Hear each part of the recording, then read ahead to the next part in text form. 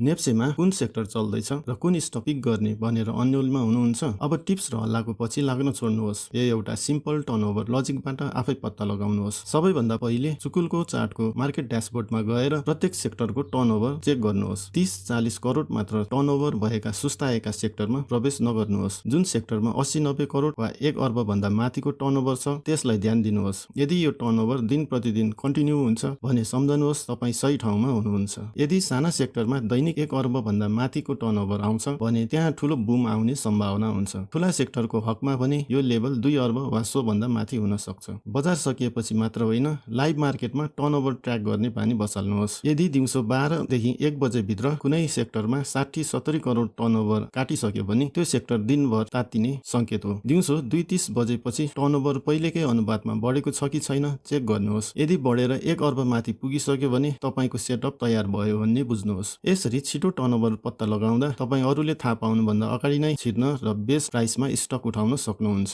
Sector छानिसकेपछि त्यो सेक्टरभित्र सबैभन्दा धेरै टर्नओभर भएका स्टकहरूको लिस्ट बनाउनुहोस्। ती स्टकको चार्टमा ट्रेन्ड, सपोर्ट र रेजिस्टेन्स हेर्नुहोस्। रेजिस्टेन्स लेभलमा पुगेको स्टकलाई सिधै नकिन्नुहोस्, कि त पुलब्याक भएर अलि तल आउन दिनुहोस् वा बलियो भोल्युमका साथ ब्रेकआउट हुन दिनुहोस्। सपोर्ट लेभलबाट धेरै नबढिसकेको र भर्खरै टर्नओभर बढ्न थालेको स्टक पर्फेक्ट ट्रेड हो। सुरुमा थोरै किताबाट मात्र इन्ट्री गर्नुहोस्। बजार बन्द भएपछि ब्रोकर एनालाइसिस अनिवार्य गर्नुहोस्। यदि टप बायरमा एउटै ब्रोकरले भारी मात्रामा स्टक उठाएको छ भने त्यो एकुमुलेसन भइरहेको संकेत हो। इन्ट्री गर्दा रिस्क रिवार्ड अनुपात कम्तीमा 1:2 भएको स्टक मात्र छान्नुहोस्। पहिलो टार्गेट सधैँ इमिडिएट रेजिस्टेन्समा राख्नुहोस्। ट्रेन्ड बलियो छ भने मूल्य करेक्ट नभएसम्म ट्रेलिङ स्टप लस प्रयोग गरेर ट्रेडमा टिकिरहनुहोस्। प्रफिट बुक गर्ने बेला अझै बढ्छ कि भनेर लोभ नगर्नुहोस्। अनुशासन नै ट्रेडिङको सफलता हो। ट्रेड लिनु अघि नै म कति घाटा सहन सक्छु भन्ने तय गर्नुहोस्। यसलाई कहिले नबिर्सिनुहोस्। एउटै स्टकमा सबै क्यापिटल नहाल्नुहोस्। आफ्नो कुल क्यापिटलको निश्चित प्रतिशत मात्र एउटा ट्रेडमा जोखिममा राख्नुहोस् र उचित पोजिसन साइजिङ मिलाउनुहोस्। कुनै पनि स्ट्र्याटेजी पछ्याउनु अघि सधैँ प्र्याक्टिस गरेर नतिजा हेर्ने बानी गर्नुहोस्। भिडियो उपयोगी लागेमा कमेन्ट गरिदिनु होला। यसले थप यस्तै भिडियो बनाउन प्रोत्साहन दिनेछ। यस्तै नेप्से इन्साइट्सका लागि फलो गर्न नबिर्सिनु होला।